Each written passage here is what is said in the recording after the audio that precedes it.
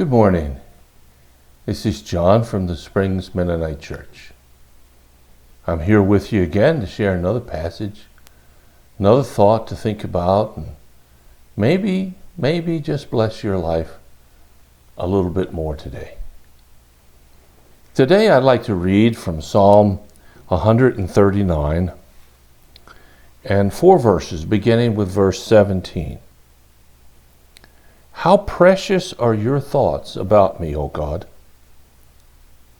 They cannot be numbered.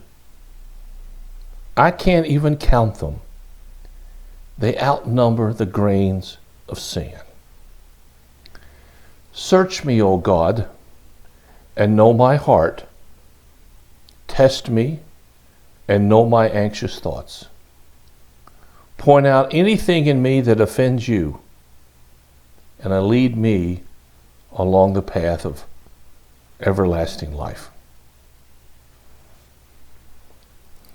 The psalmist starts out by saying, how precious are your thoughts about me, O God? Now notice, it's not how precious are my thoughts about you, God. The psalmist here assumes that we understand that God thinks about us. Now, it's presumptuous of me to know how God actually works every moment of every day. And in fact, He's not bound by time and space, so even that statement seems kind of silly. But it says, how precious are your thoughts about me? How precious are they? Do you think about somebody on a regular basis? Maybe a sibling or spouse? A parent, a child, a neighbor, a good friend? Probably not. I mean, you think about these kinds of folks, but not all day long. You can probably count how many times you thought about that person this past day. But the psalmist here says, they can't be numbered. The number of thoughts that God has, the amount of times that God thinks about you, can't be counted. It says they even count and outnumber the grains of sand. You ever been down to the beach? Well, I'm sure most of you have at some point in your life. Get the sand between your toes, maybe scoop some up. Maybe throw some on whoever's with you. That seems to be a lot of fun, particularly when you're younger. But how many grains of sand do you pick up in a handful? Did you ever try to count them?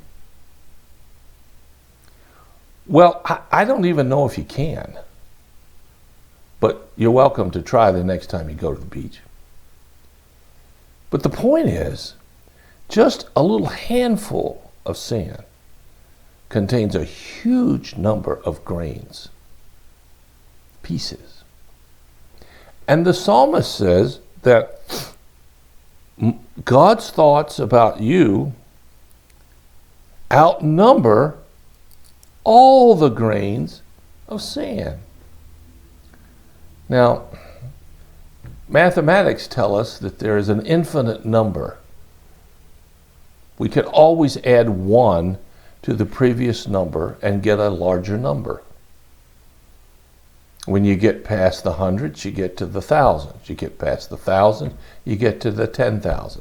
You get past the 10,000s, you get to the 100,000s. You get past the 100,000s, you get to the millions, and so on and so on and so on. And you never reach an end.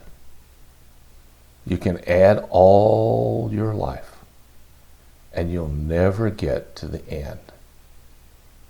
Well, that's how many thoughts God has about you. That's how much He cares. That's how much He spends His time thinking about your life. Not how He can get you. Not what He can do to make your life miserable. but what he can do to love you and to care for you.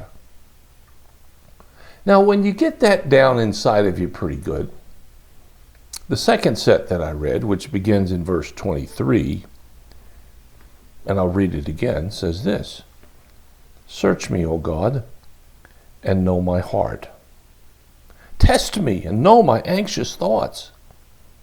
Point out anything in me that offends you, and lead me along the path of everlasting life." The psalmist says, "Lord, search me, know my heart." Well, you know, the crazy thing is, he already does. I'll let you in on a secret. You don't have to ask him to search your heart. He already has. And he says, "Let me know my anxious thoughts." You see, the psalmist knows that you and me will have anxious thoughts. That's being human. We may not want to have them, but we have them. And God knows that.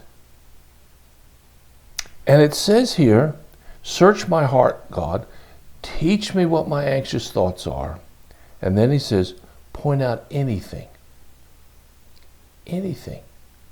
Big, small, what I think is insignificant.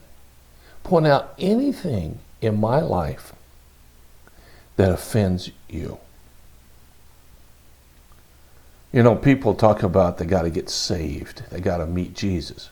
And that's true. You do. But it's a whole lot more than saying a prayer one time or someplace. It's a whole lot more than saying, "Oh, yes, Lord, I want you to come in my life." It's a radical change of our orientation towards ourselves and God. And the psalmist puts it so well here. Point out anything that offends you. But don't just stop there. Don't just leave me hanging. Lead me. You guide me.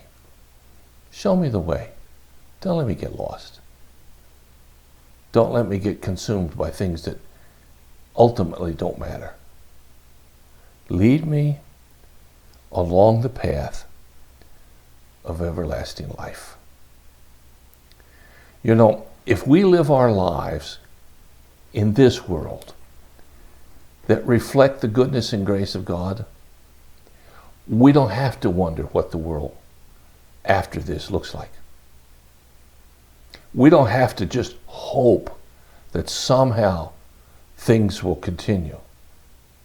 Our time on this earth is so small compared to eternity. And the psalmist here says, point out anything, but lead me at the same time. Continue to guide my life. And that's what God wants to do for you, just as he did for the psalmist. I hope you found that kind of relationship with God.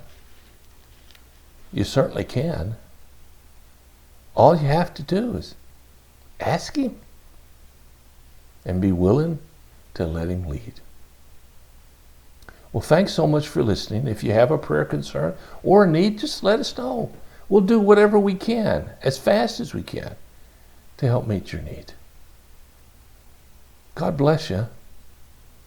I'll talk to you again.